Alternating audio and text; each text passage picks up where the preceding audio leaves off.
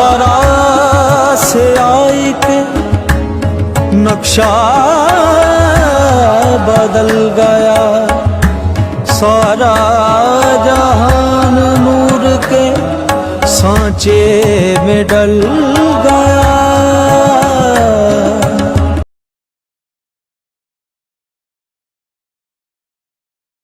अल्लाह दे करम नवाजी खैर थला आ जवाब दा ਤੁਹਾਡਾ ਇੱਕ ਵਾਵਾ ਹੋ ਗਿਆ ਦਾ ਆ ਤੂੜੀ ਤਾੜੀ ਵਿੱਚ ਪੁੱਤਾ ਲਾਈ ਜਾਂਦਾ। ਬਹੁਤ ਸੋਹਣਾ ਹੋ ਗਿਆ ਜੀ ਬਾਬਾ ਜੀ, ਕੀ ਬਾਤ ਹੈ। ਹੁਣ ਇਹ ਕਿੰਨੀ ਕੀ ਦੇਰ ਹੈ ਭਲਾ? ਪੁੱਤਾ ਘੰਟਾ ਪਾਉਣਾ ਲੱਗੀ। ਅੱਛਾ ਤੇ ਬਾਬੇ ਨੇ ਕਰ ਲੈਣੇ ਰਾਤਾਂ, ਬਾਬੇ ਆਉਂਦੇ ਹੋਣੇ ਨੇ ਕਿਤੇ ਨਾ ਕਿਤੇ।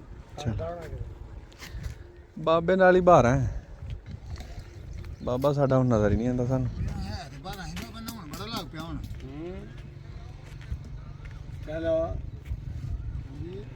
ਚਲੋ ਨਹਾਉਣ ਲੱਗ ਪਿਆ ਤੇ ਅਸੀਂ ਰੋਕ ਲੈਂਦੇ ਆ ਉਹਨੂੰ, ਸਾਨੂੰ ਨਹਾਉਂਦਾਓ।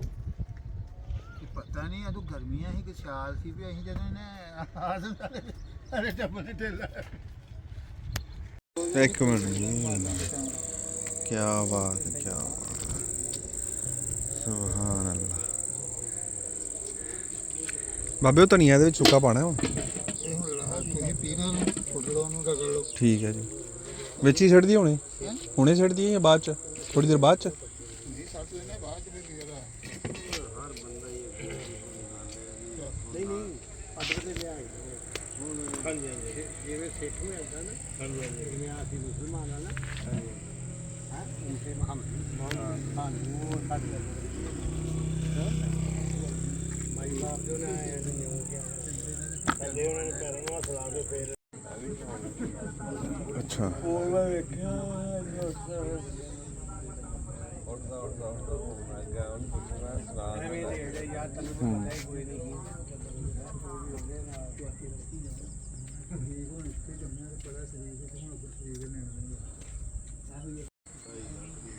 $2.5 ਲੱਖ ਰੁਪਏ ਦੀ ਗਣੀ ਹੈ ਉਹ ਇੱਕ ਬੋਤਲ ਨੂੰ ਮੁੜੇ ਉਹਦੇ ਨਾਲ ਕਹਿੰਦਾ ਸਾਡੇ ਕੋਲ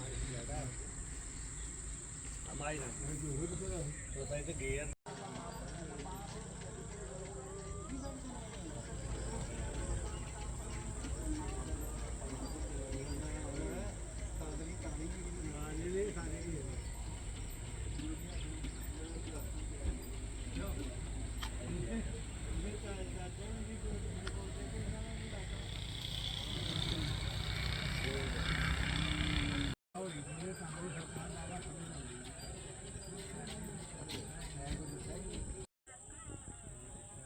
ਆਪਣੇ ਸਫਰ ਦੀ ਸੁਣਾਉਣ ਡਿਆ ਨੇ, ਜਿਹੜੇ ਸੁਣਦਾ ਸੀ ਆਂਦੇ ਸੁਭਾਨ ਅੱਲਾਹ ਸੁਭਾਨ ਅੱਲਾਹ, ਉਹ ਸੁਣਾਉਣ ਡਿਆ ਮੈਂ ਹਾਫਜ਼ਾਬਾਦ ਤੋਂ ਤੁਰਿਆ ਤੇ